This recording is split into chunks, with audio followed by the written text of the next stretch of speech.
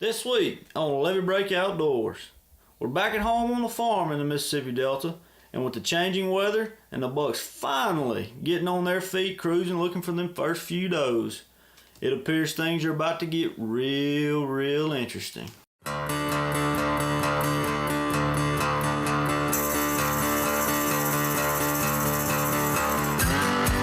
sun rises up from the east.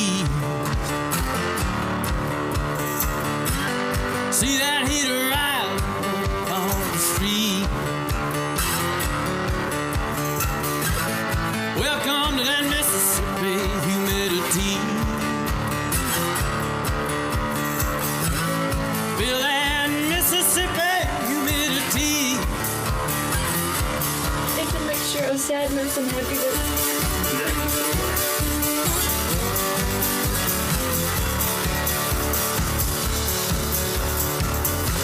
Them hay fields need cutting again. Sweat your ass off, praying for the wind. It's so hard to breathe at 110. No, it's hard to breathe at 110.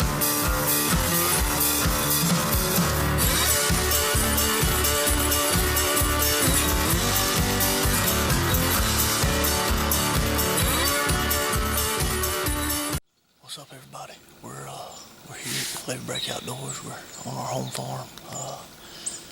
Went on my honeymoon last week with my new wife, and got some bad news while I was out in Colorado.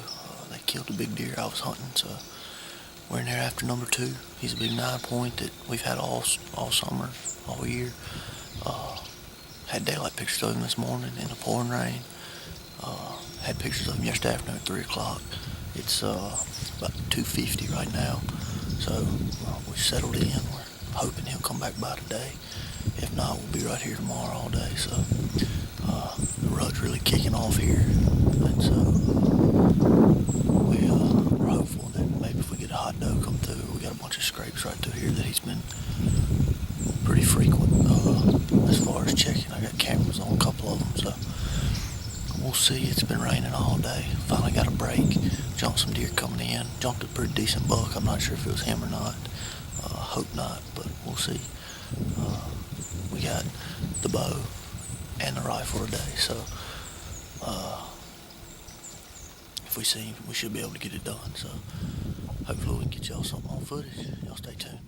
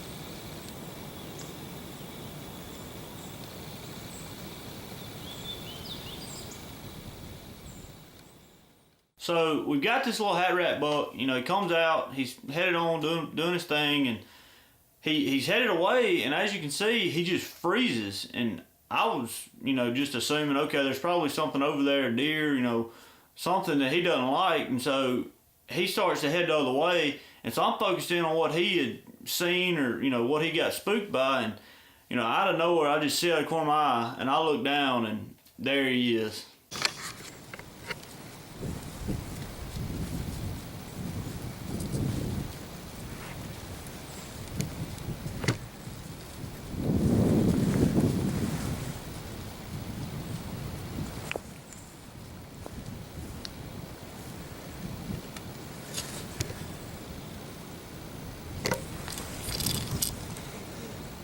Man. So deer comes out. It's the 10 we've had several pictures of over the fall, and he was no more than 6 to 8 yards from me when I saw him. And by the time I get the camera ready and I get on him and get everything ready and I stop him, he's probably about 25 yards. So I rolled my 1-pin sight up to about 25 because I didn't have time to range him. And I thought I held it right on him, but as you can see here, I stopped him, and when he stopped, I put the pin on him and shot, and clearly shot right over top of his back. So, I mean, that one's on me, and, as we all know, it happens to the best of us. Well, everybody, as y'all now know, I just missed a deer we've had on camera all summer. It's a pretty good 10-point. It was a split-second decision, bang, bang. I didn't see him till he was 6 yards probably from a tree, so I'm by myself tonight. Had I had a cameraman, he probably would have seen him coming, and it'd probably been a little different story, but no excuses. I missed him, plain as day. You can see in the video. Shot right over top of his back, but I saw him run off, and he just kind of stopped. Didn't really know what happened, so maybe he'll be back. If not, maybe Big 9 will show up and we'll kill him, but as all us bow hunters know, if you ain't missed yet, it's coming. Just wait. It ain't a fun feeling, but it's part of it. You can't win them all, so we'll see. What's up, everybody? We're back at the farm this morning. Get a little late start on our interview. It's cloudy, really windy. We had to wait for your light. Hadn't seen anything yet, but it's full rut here at home. We're back in the same stand where I missed that 10 yesterday. Hopefully he'll come back. If not, that Big 9's in here somewhere. Hopefully. Somebody shot back behind me right at daybreak.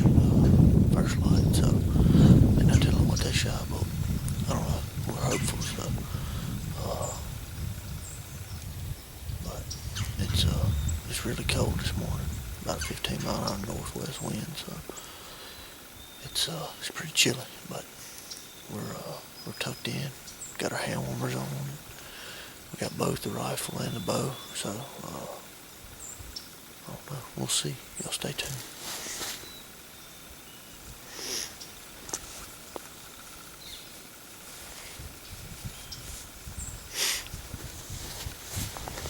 So that was Saturday afternoon, and I missed that deer. I was pretty low, pretty bummed about that. But needless to say, we went and checked the air, clean miss. Always could have been worse. Could have wounded the deer, and doesn't anybody want to wound a deer. Rather just miss them, and you can get them next time. So it's the next day, Sunday morning. We're back in the same stand, hoping either him or the 9 or Snowman, as I call him, will come back. So we'll see what the day brings.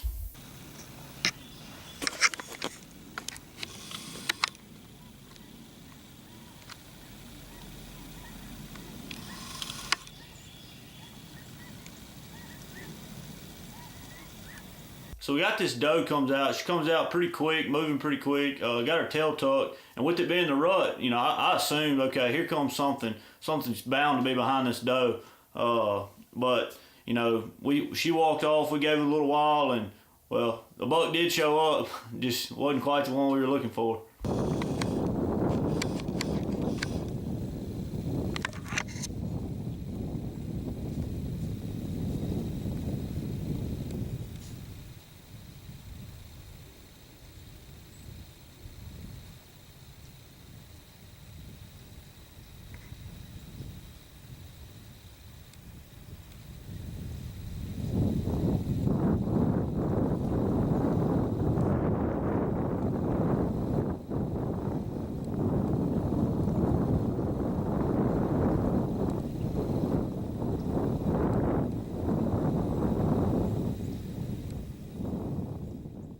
So as you can see, he wasn't a buck worth really looking at. I mean, he was a little old buck, a couple years old probably. Anyways, he went on about his day, checked a little scrape there, and be honest, we didn't see much. We saw those two deer. Really, I don't know whether it was the weather, too windy or what, but that afternoon the wind was supposed to die down. Supposed to break sunny maybe there about 3 or 4 o'clock. So we're pretty optimistic for this afternoon. With it being a rut, we're pretty excited about the afternoon sit. What's up, y'all? We're back at them this afternoon. Back in the same stand. We call it the red barrel stand. There's a red barrel on the ground. That's all we call it that. We didn't see much this morning. We had a decent buck. I guess we did see something. We had a decent buck come in behind us. Didn't see him for very long. I think I got a little bit of footage of him. He's basically a 7-point, but he's got a little bitty crab claw on the end that makes him an 8.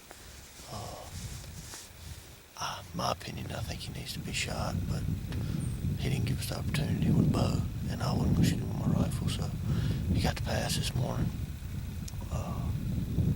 Shortly after, I hit the rattling horns, and I didn't get it on film, but I had a buck come piling out of this thicket over here, and he come running right up to me, and I thought he was going to come in, but he disappeared, and he never came out, and I grunted again, and he never came, showed his face, so I don't know what he was. I just know he was a pretty good deer. All I saw was horns and body, and he was running, so I got ready. Didn't even have time to put my binoculars on him or anything, but anyway, we're back out here Sunday afternoon, December the 9th, so we're going to give him one last try this afternoon, and if we don't get him this afternoon, we'll be back Saturday morning, so Lord willing, we'll be back anyway, I guess. We've had 2 does come in already. We weren't here 5 minutes and they came in, but we'll see. It should be a perfect afternoon. Y'all stay tuned.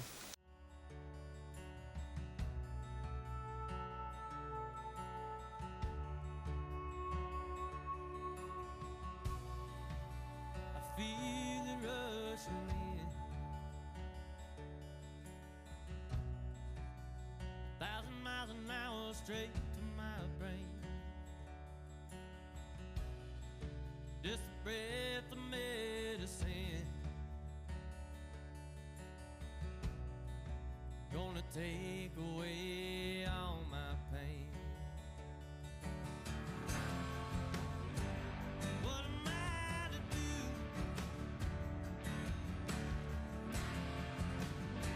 It's how I get it through. You might call it a sin. The smoke rises again. The smoke rises again. Again. Again.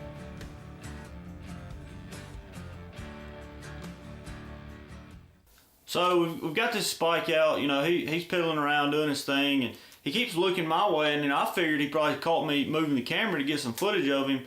But me just thinking, I said I better check behind me. Maybe he's looking at something behind me. So when I turn around and look, sure enough, there he is. There's Snowman on the hoof, but he's already across the road that I could shoot him in. And he's headed up through the thicket. And man, I'll be honest, I threw everything and the kitchen sink at this deer.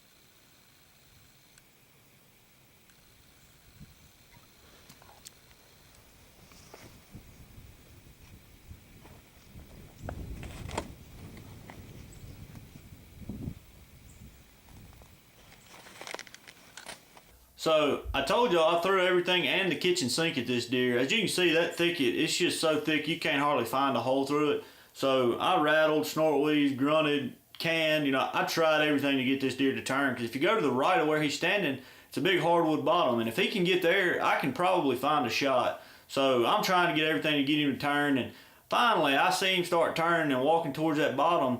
But I couldn't tell at the time whether he was parallel to me or at a 45 walking away. So I was sitting there and looking at him, watching him. In that last frame there, when he went out of frame, I actually lost the deer. I didn't know where he went. It got so thick, and I'm looking for him. About that time, I see him, and he's in the hardwood bottom. But by the time I get everything moved and situated on him, he's already through the little opening that I had, and he was walking away. And you know, it's just tough luck.